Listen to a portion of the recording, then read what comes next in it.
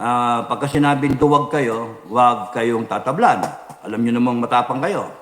Pagka sinabing tanga kayo, huwag kayong tatablan. Alam nyo matalino kayo. Hamak naman mas matalino kayo. No? Pagka, doon sa kalaban, ano? So, pagka sinabing binayaran kayo, ay, huwag nyong ikakasama ng loob. Di ba? Kaya nga mga kababayan, ingat-ingat lang kayo sa sa paratang. Hindi tama yung tawagin yung brownie, si Browner. No? Nung ko pa sinasabi yon, hinahinay. Pero ngayon, I want to stress it, no? Huwag ninyong tatawagin na brownie ang Chief of Staff ng Pilipinas. Huwag ninyong tatawagin na kung ano-ano bayaran yung mga general natin. No? Kasi nasasaktan dyan yung mga junior. Nasasaktan, ano yun? Ano yun? Unless you have proof. Tama, misis ko. Unless you have proof. Now, kung meron kayong proof, bakit hindi ninyo kasuhan? No? Kasuhan nyo. Hindi yung panay ganun tayo eh. If you have proof, kasuhan.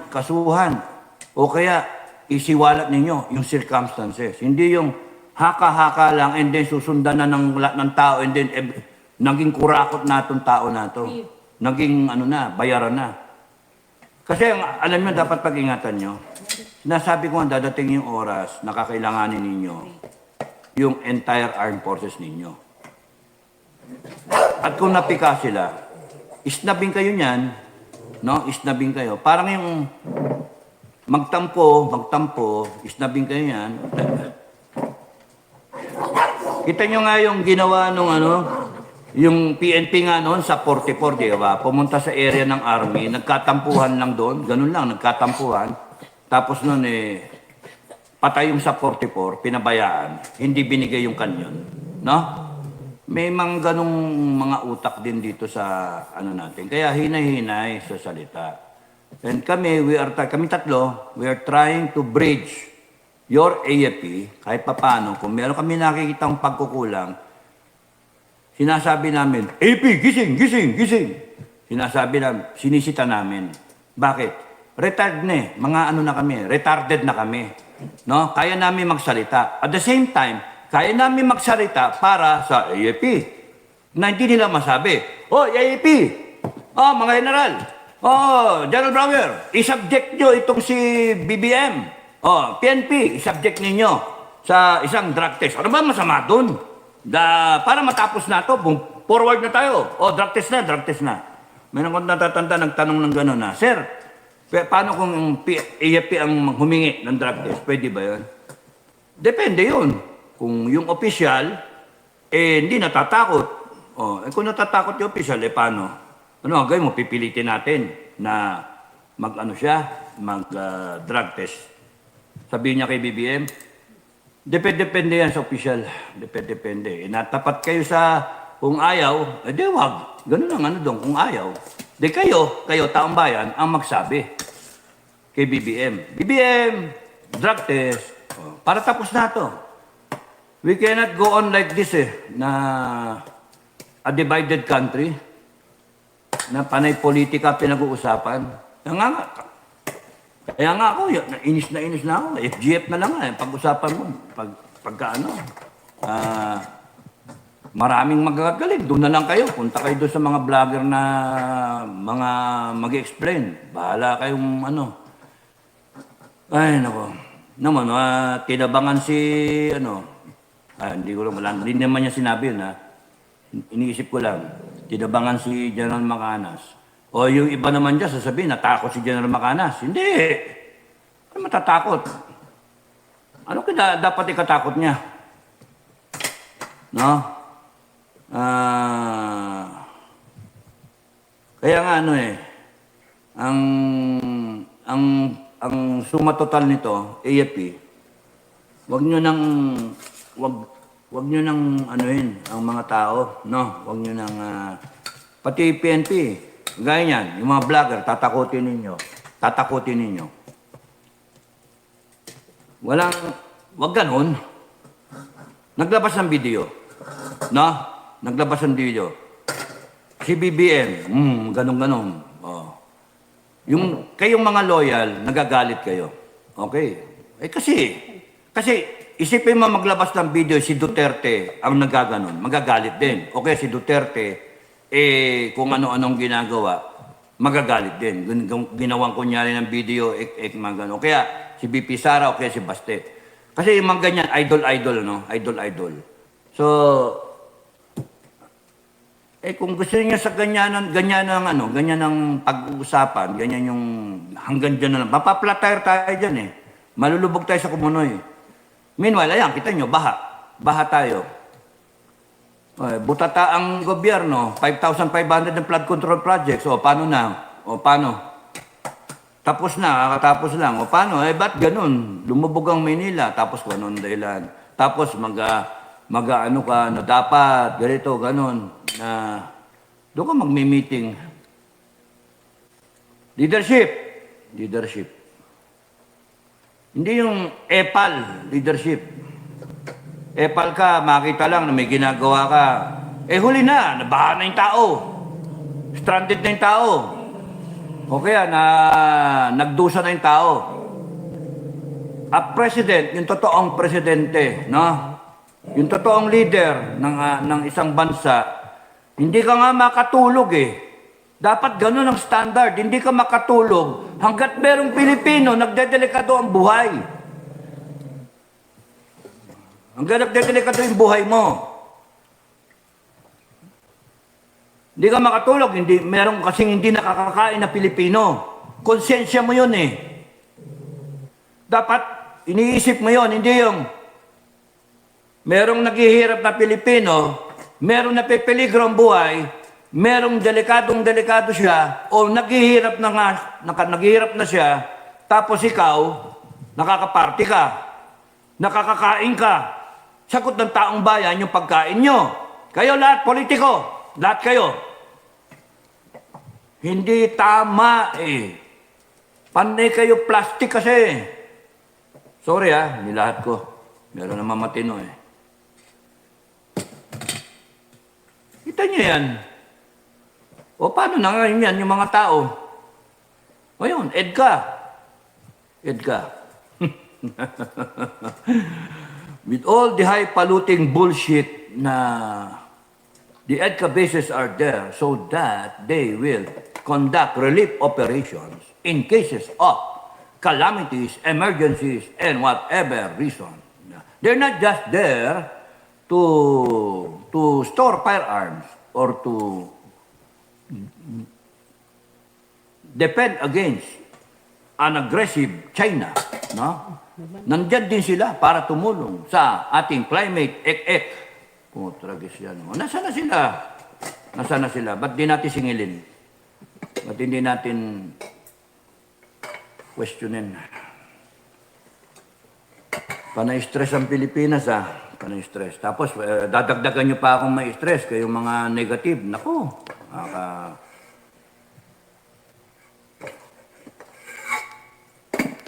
Okay. Ulitin ko ulit from the top para tuloy-tuloy na. Bakit gano'n? Yung kamay ko kasi nakaharang doon sa camera. Okay. Nasaan na? Paano ba ito? Nadadagdagan. Risa Deseco, bakit po si Sir Macano? Yun, thank you. Doon ako tumigil, no? Nena Manatad. Sorry, sir, Ang bangag, di yan makaintindi. Bangag kasi magpa-drug test siya. Yun, sabihin nyo sa kanya. Sabihin nyo, araw-arawin nyo. Di ba? Araw-arawin nyo. Hindi yung nagsasalita ng ganyan tayo, social media. No? If you have the time, if you have the capability, you go out there. Sabihin nyo. Or you write him, whatever lahat ng na pwedeng gawin. Hindi na nakikinig nakailang tawag na nga na medical siya. Hindi nakikinig Kaya nga the worst O paano ngayon ang gagawin natin? Yun yung tanong. Anong gagawin natin? O sige, people power. O sige, sino mangunguna? Sino ba yung mangunguna? Wala yung mangunguna Nasaan yung mangunguna? Eh, yan, hintayan eh. Yun yung problema. Tapos mamaya, magsisiraan pa tayo. Magsisiraan pa. Ay, nako. Bastusan. Nako. Ay, good. Sabi ni Emilio Ancheta, Sir Clemente, sobra nang amused kami dito at grabe ang tawa namin habang pinapanood namin itong later part. Ano ito? Video number 33. Video number 33, no? Give me 10 good reasons why I should not relieve you now. Yung kinukwento ko yung ano. Talaga nakakatuwa, di ba? Thank you for watching, ha. Emilio Ancheta, manood din kayo yung mula 1 para 1 to sawa. Panoorin nyo para makilala nyo ako. Hindi ako tatakbong politika, no? Wala akong balak tumakbo ng politika. Nakakasira yun ng karakter ng isang tao.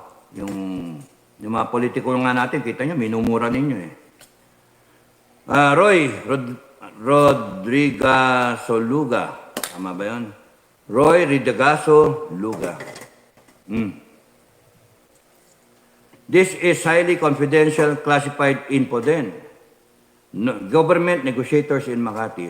Nakaraan ko. Video 48. I was with General Cañeso, office at NICA, during the time. The aide of Filipino then was Captain Max Caro. Pinalitan ako ni Max. Okay. We have our BITC in December 1989. When the Makati siege broke out, the FSRR marched from Lagcom to Makati in full battle gear. Yes, there was...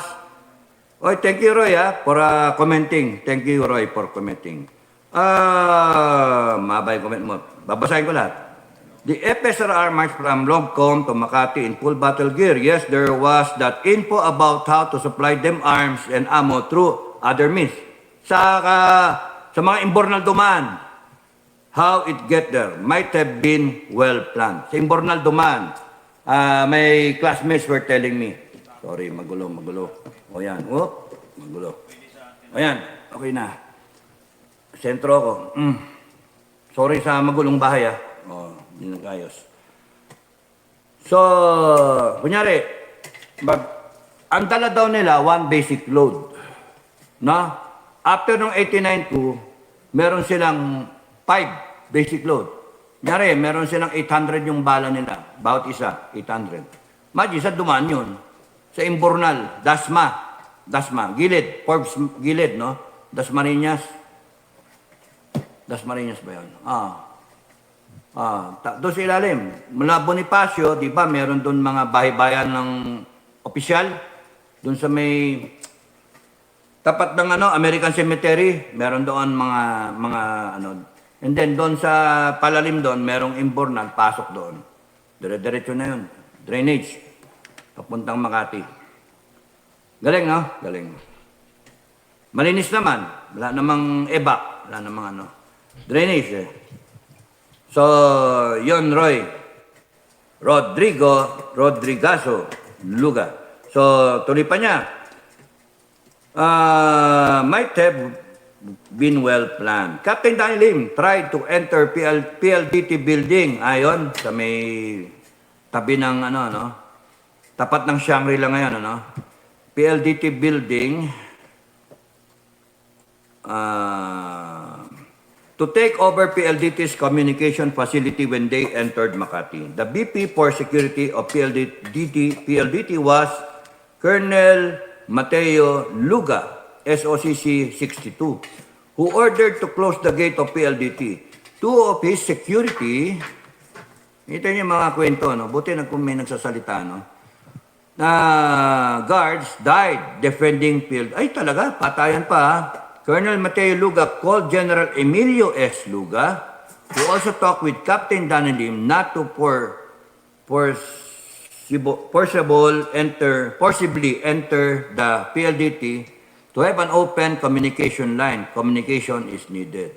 Since the rebel forces already took over other communication channels, U.S. Air Force persuasion flight then came in.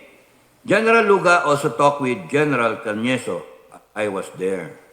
There was an open line between General Emilio Luga and Captain Danny Lim, even with Colonel Honasan, through Emilio Luga, BP for Security PLDT. Ah.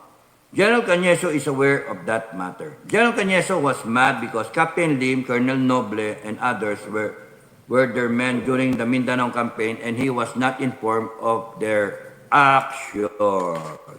Actually, alam. Actually, alam. Ako yung tumawag kay Colonel Honasan, okay? Tinawagan ko si Colonel Honasan. Alam to ng mga sekretary ni, alam nito ni Tina at saka ni Nida, no, Galura, no? Alam to ni Tina Kalit ng Nika ngayon. Tumawag tapos noon sabi kasi ni General Cañeso, kontakin mo yung ninong mo. Sir. Hello. Hello, sir. Gusto kong kausapin ni Ninong. Ninong ko rin no? Gusto kong kausapin ni Ninong.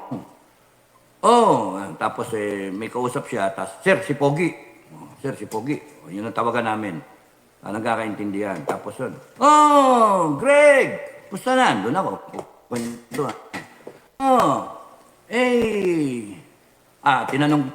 Tinanong ako kung meron daw activity. Sabi ko, meron sir. Meron sir. Ina-assign ako sa Cebu. Akin daw yung Mactan Airport Ina-assign ako nila General Blando. Ako daw yung mag-take over dun sa Mactan Airport. Company commander ng isang ranger company. Tama-tama na, baby, nagkakalabas lang, gano'n.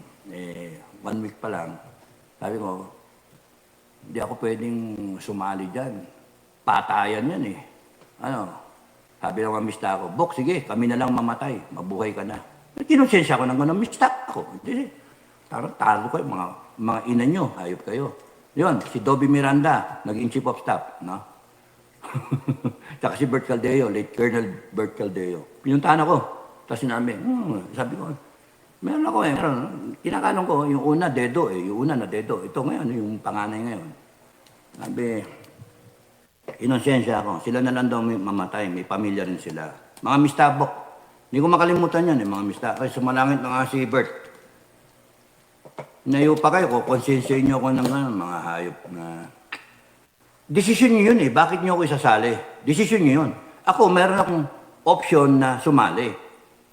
Company commander ako sa Mactan Air Base. Ako yung magte-take over, supposed to be. Hinindihan ko. Hinindihan ko. Sabi ko, ayoko.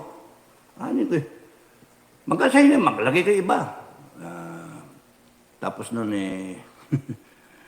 buti na lang, no? Meron ng baby, no? Buti na lang. Tinanong ni Pilipino, General Cañeso, kung meron. Sabi ko, meron, sir. Tawagan mo si Pogi. Ninong mo. Yun yan. Tapos yun, usap sila. Greg, meron, kamusta? Meron ba? Meron. Sabi ngayon yes, sir. Sabi nga, alam na Nika. Alam na. 3 days before. 3 days before. No? 3 days. Ayun na. Pagkatapos sila mag-usap, Iking, you contact Colonel Bots, Botter Gasmin. Siya yung head ng PSG. Tawag si General Cañeso. At least, sir, Honasan, Greg, alam niya na ngayon, kasi wala na. Yung tawag siya. Hello, boss! Kamusta ka? Do you know that there will be an activity? You just secured the president. She's not the target. Ganun. Surgical operation supposed to be, blah, blah, blah, blah. Hindi ito yung God Save the Queen, Ito yung talagang 89. Nika, tinatawagan na, presidente ng, yun na. Pumutok. Pumutok yung repeater station doon. Nauna, na-preempt. Mista ko yung bumanot doon yung kasama ni Paddy Boy, Padua. Nauna ng isang araw. Nintik na ko dito yan, nauna ng isang araw. Nauna ng isang araw. Tapos, ayan na nagkaputukan na. Na preempt. Tapos withdraw. Tapos dumating yung contingent ng Ranger Regiment, sila General Blando, doon sila sa Green Hills. Nakapasok sila May mga checkpoint doon from 7th Infantry Division, sa ano, Nueva Ecija. Doon sila galing eh. Tapos noon, nakapasok sila, di sila naharang eh. Isang buong contingent sila eh. Pagdating nila sa Green Hills, doon sila tapos noon, maya-maya, nilusob nila yung Aguinaldo. Yun yung mali. Na-force yung mga sundalo sa Aguinaldo na magkampe sa gobyerno. Na-threaten yung buhay eh, survival eh. Then nag-atake yung Ranger Regiment. Doon tinamaan si Ebeng, Captain Abiñante, 78. Doon tinamaan sa tuhod yata eh. Tapos, Special Forces yun, US.